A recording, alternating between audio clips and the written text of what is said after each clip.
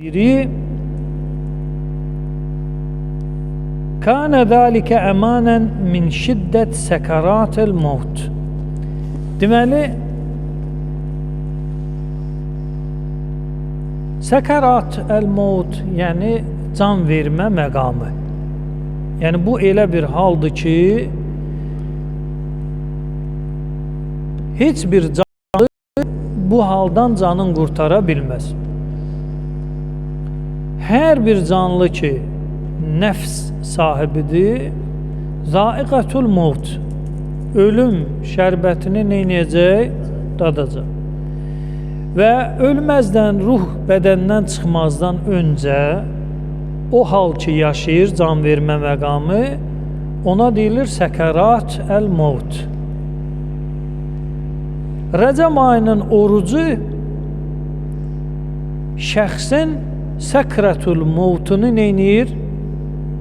Ləğv eləyir. Asanlaşdırır. Asanlaşdırır yox ha, ləğv edir, əman. Deməli, Rəcəb ayının orucu şəxsin ağır can verməsindən onu neynir? Sığortalayır. Yenə, indi diqqət eləyir, adam var, nə orucu var, heç Rəcəbin rızını tanımır. Yatdı, durmadı. Əziyyətsiz, filansız, rahat can verdi, getdi. Və nətər olur? Mömin, namaz qılan həci həftələrlə can verir, canını tapşıra bilmir və yaxud ağır hay-küy ilə getdi də. Rəcəb ayı, Şəban filan tuturdu, nə oldu? Cavab budur ki, qeyd elədim.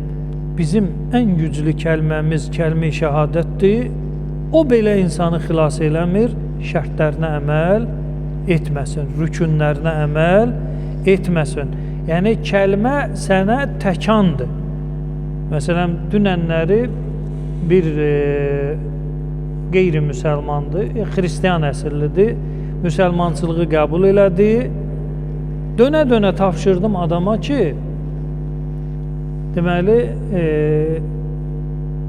qəribə bir adı da vardı, tələffüz eləmək olmurdu. Qurandan dedi mənə bir ad, hələ kəlmə, ilk kəlmə süəda, yəni səid, xoşbəxt. Bu məzmunlu bir kəlmə, adını qoyduq Səid. Səid bəyi dönə-dönə başa salmağa çalışdım ki, bax, İslam dini o demək deyil ki, sən namaz qıldın, oruç tutdun, hər şey qaydasında gedəcək. Və ətrafındakı müsəlmanlar hamısı məlakədir, heç birindən zərər ziyan görməyəcəksən.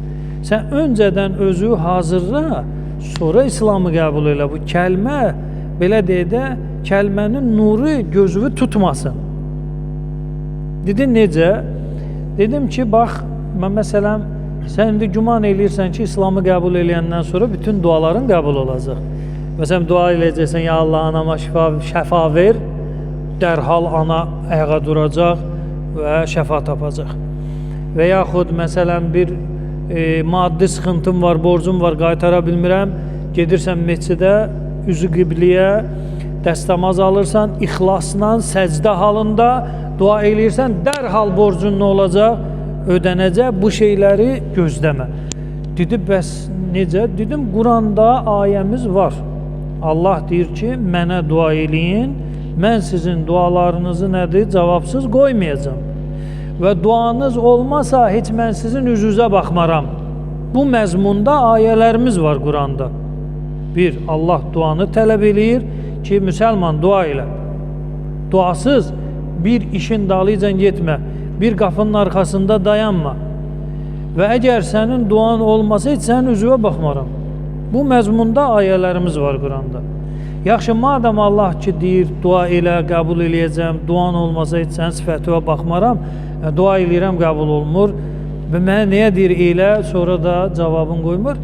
Deyirəm, bax, səni mən başa sallam, öncədən hazırlayıram. Əgər belə İslamı qəbul eləyirsənsə, buyur.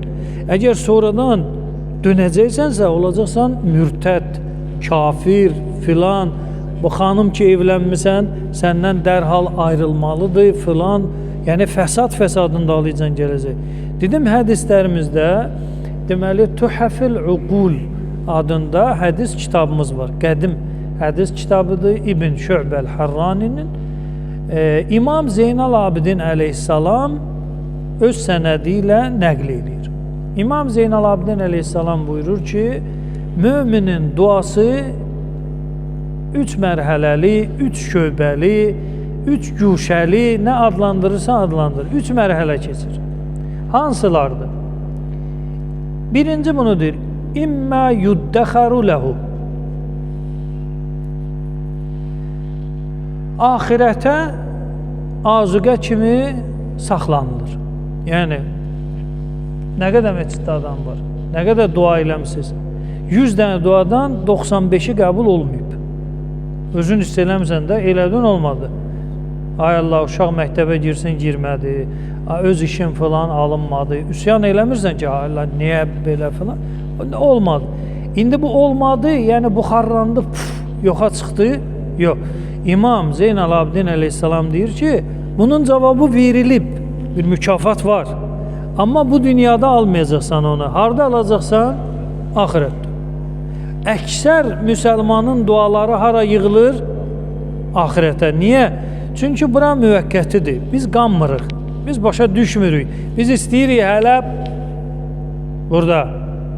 Amma ahirətdə yaxadan yapışılanda Allah istəmir axı cəhənnəmə gedəsən.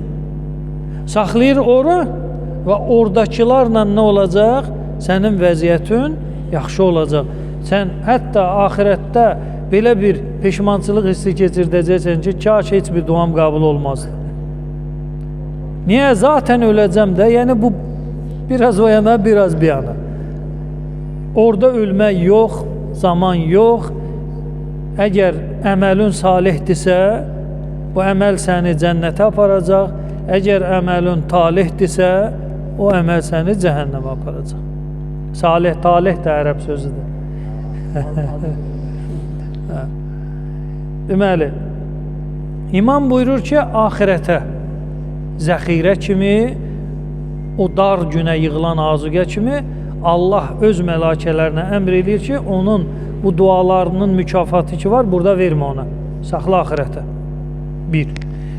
Dedim, bax, ay Səid, sənin dualarının 90% bu günə qalacaq, ha.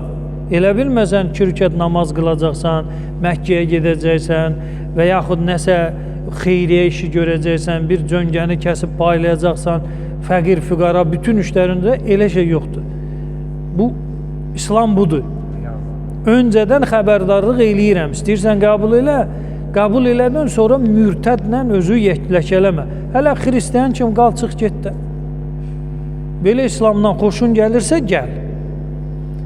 İkinci mərhələ, hələ bu dünyada verilir. Və bəzi dualarımızı görmüşük ki, eləyirik, müstəcab olur və nəzr demişik, nəzrimizi yerinə yetiririk, qurban demişik, qurbanımızı yerinə yetiririk. Çünki duamız nə oldu? Qəbul oldu. Bu az hissəni təşkil eləyir. Müminin dualarının əksəriyyəti qəbul olmur, yox ha. Diqqət eləyin, qəbul olmamaq söhbəti yoxdur mümində. Hər hansı bir mümin, müsəlman desə ki, Allah mənim dua elədim, anam xəstə idi, istədim şəfa tapsın, Allah şəfa vermədi, küsmüşəm Allahdan, dünyasını dəyişdi, mən anasız qala bilmirəm filan və yaxud uşaqlar yetim qaldı, filan qaldı. Qəbul olmamaq söhbəti yoxdur, qəbuldur, amma nə olub? Sən qiymətin bilmirsən orada nə olacaq. Sən elə bilsənlə burada olsun. Və üçüncüsü, bəlanın dəf olması. Dua qəbul olmur. Sən elə bilirsən qəbul olmur. Ümumən, diqqət edin, yenə təkrar edirəm, 10 dəfə də təkrar edəcəm. Dua qəbul olmadı söhbəti yoxdur. Qəbul olub. Amma əlvə yetişən, yetişməyən var.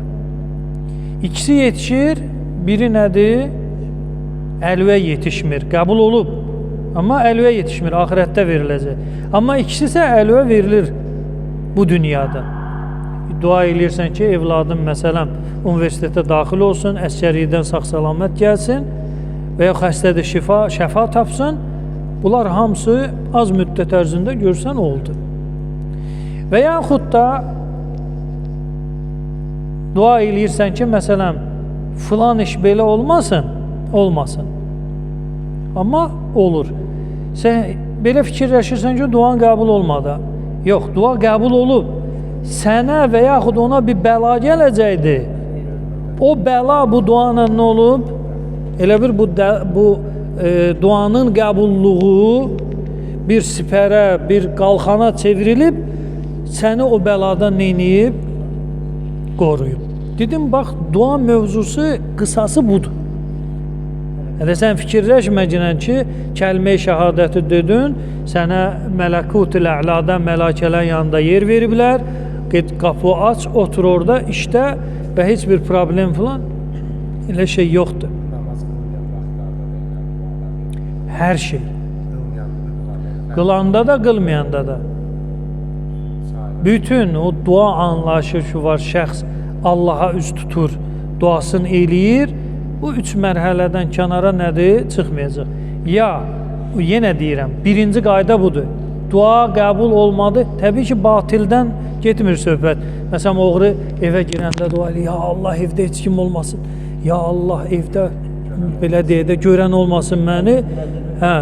Və yaxud da biri araq gətirib, ay Allah, bu arağı satmağa mənə müştəri, donuz gətirib, ay Allah, bu donuzu yedirtməyə mənə müştəri gətir. Müştəri gəlir. O güman eləməsin ki, Allah onu gətirir ora. Yox, Allah batili istəmir. Bu dualar qəbuldur, bəli. Dua qəbul olmayan dualar var. Ki, batil haramın duası qəbul deyil. Əksinə, onun mənfi, belə deyək də, ya dünyada, ya axirətdə sən altın nədir? Çəkəcəksən. Allaha and verirəm İzzət Cəlalına xatir. Deyərəm. Allaha and verirəm İzzət Cəlalına xatir, dünya və axirətimizi abad eləsin.